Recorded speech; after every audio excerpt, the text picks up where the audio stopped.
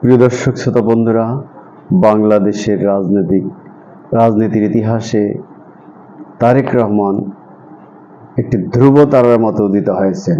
তিনি দীর্ঘ 17 বছর ফ্যাসিবাদের দ্বারা বিতাড়িত হয়ে প্রবাসী জীবন যাপন করে দেশে এলেন, নির্বাচন করলেন। তার দল বিএনপি, জাতীয়তাবাদী দল বিএনপি 2/3 মেজরিটি নিয়ে বিজয় লাভ করলো এবং তিনি সরকার গঠন করলেন, প্রধানমন্ত্রী হলেন।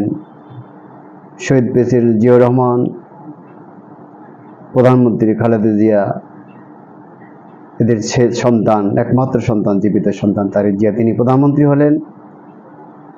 আজ 9 দিন মাত্র নতুন সরকার। এই সরকার তাদের রাজনৈতিক ইশতেহার অনুযায়ী ইতিমধ্যেই 180 দিনের যে কর্মপরিকল্পনা সেটা প্রণয়ন করার কাজ শুরু করেছেন। তিনি প্রধানমন্ত্রী হয়ে জাতির উদ্দেশ্যে ভাষণ দিয়েছেন। তিনি দলীয় প্রভাবমুক্ত একটি আইনের শাসনের রাষ্ট্র প্রতিষ্ঠা করতে চান। তিনি চান ন্যায্য, মানবিক ও সমৃদ্ধ বাংলাদেশ। এই লক্ষ্যে তিনি কাজ করছেন। তার যে মন্ত্রণালয়গুলো, সেগুলো নয়া সরকারের কর্মপরিকল্পনা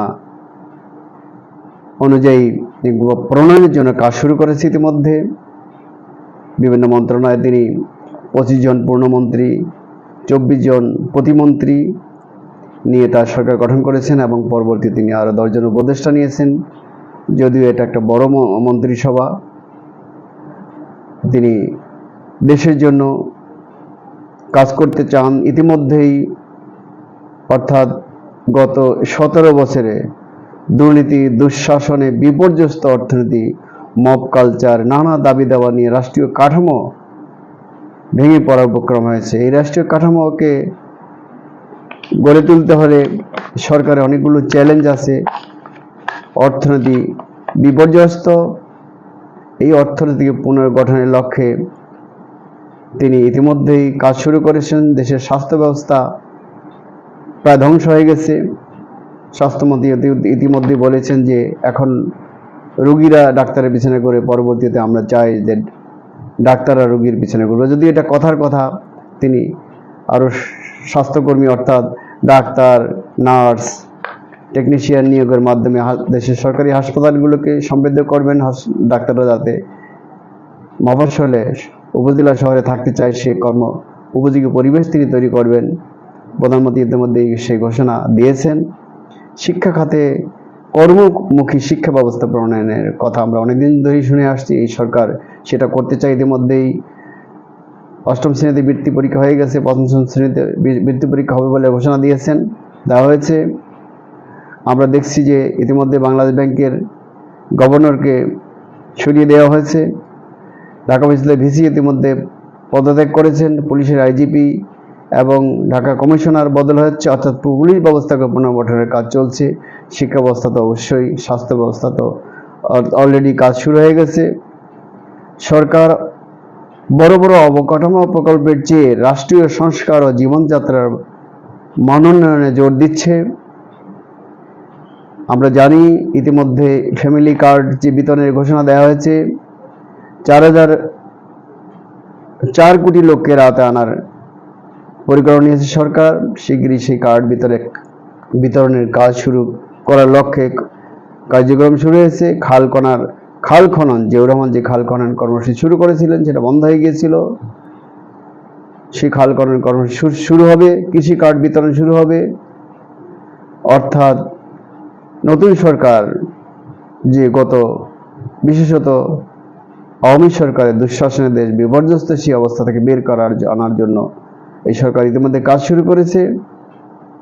ইতিমধ্যে 5 আগস্টের পরে যে মামলাগুলো হয়েছে, এগুলো যাচাই বাছাই করে কিছু মামলা প্রত্যাহারের চিন্তা ভাবনা সরকার করেছেন। আমরা দেখছি যে মানবাধিকার বিধি কমিশন ট্রাইব্যুনালের যে প্রসিকিউটর তাজুল ইসলামকে সরিয়ে দেওয়া হয়েছে, সেখানে অনেকগুলো অপ্রয়োজনীয় মামলা আমরা দেখেছি যে ইতিমধ্যে করা হয়েছে এবং অপ্রয়োজনীয় যারা অন্যায় করেনি তাদের বিরুদ্ধে মামলা করা হয়েছে।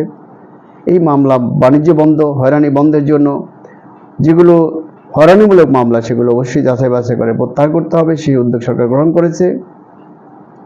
প্রধানমন্ত্রী ইতিমধ্যেই সীমান্ত বাহিনীকে আরও আধুনিক ও সুসংহত করার ঘোষণা দিয়েছেন। আমরা জানি সীমান্তে গত বছরগুলিতে কি ঘটেছে, আমাদের ওখানে লোকজনকে অকারণে গুলি করে হত্যা করা হয়েছে, অসংখ্য বাংলাদেশিকে। এটা বন্ধ এবং চোরাচালান বন্ধের জন্য তিনি কাজ করছেন। প্রধানমন্ত্রী শুরুতেই সচিবালয়ে উপস্থিতি নিশ্চিত করার ব্যবস্থা করেছেন। তিনি তার নিজের কার্যালয় তেজগাঁ থেকে সচিবালয়ে থাকার উপর জোর দিচ্ছেন এবং সচিবালয়ে অনেকটা সুশৃঙ্খল পরিবেশ তৈরি হয়েছে। আমরা জানি ইতিমধ্যেই সিটি কর্পোরেশনের বেশ কিছু সিটি কর্পোরেশনের প্রশাসক বসানো হয়েছে। সেখানে যারা ইতিমধ্যে কাজ করেছিলেন তাদের সরিয়ে দিয়ে একটি সুন্দর সিটি কাঠামো তৈরির জন্য, জনগণের যে সেবার মান উন্নত করার জন্য কাজ শুরু হয়েছে।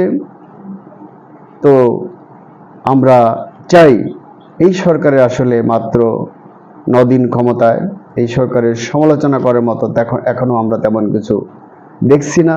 তবুও আমরা আগাম সতর্কবাণী দিতে চাই, সতর্ক করতে চাই সরকার যেন আগের সরকারগুলোর মতো স্বৈরাচারী বা ফেসিবাদী হয়ে না ওঠে, জনকল্যাণমূলক হয়, জনগণের কল্যাণে কর্মসূচি গ্রহণ করে।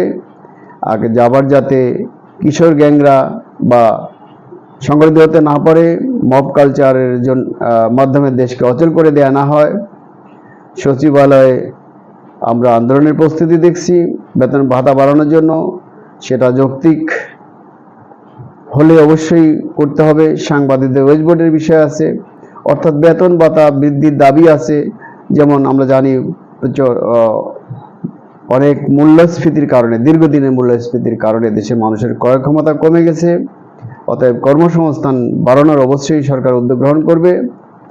সর্বত্র সকল সেক্টরে, গার্মেন্টস সেক্টরে অনিয়ম বিশৃঙ্খলা আছে, এটাকেও সুন্দর পরিবেশ তৈরি করতে হবে।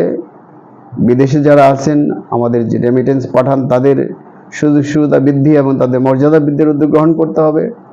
সব বিষয়ে সরকার সতর্ক আছে বলে আমরা মনে করি এবং বিশেষত তারেক জিয়া দীর্ঘদিন লন্ডনে ছিলেন, তিনি সেখানকার কালচার রপ্ত করেছেন।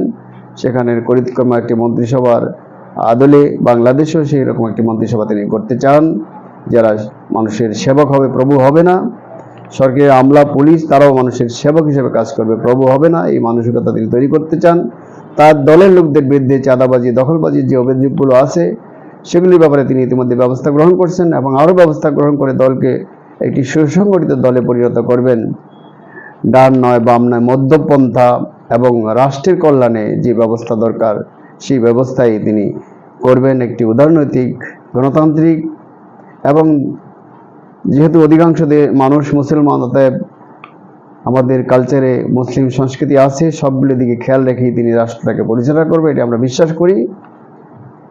আমরা সেরকম একটি উন্নত মর্যাদাশীল বাংলাদেশ দেখতে চাই তারেক জিয়ার নেতৃত্বে। আজকে আমরা এখানেই শেষ করব। আমরা নতুন কোনো এপিসোড নিয়ে আবার হাজির হব পরবর্তীতে। সেই পর্যন্ত খোদা হাফেজ। নিউ বাংলা টিভি এবং ডিবেট উইথ রানা চ্যানেলের পক্ষ থেকে আপনাদের সকলকে শুভেচ্ছা। খোদা হাফেজ। আসসালামু আলাইকুম।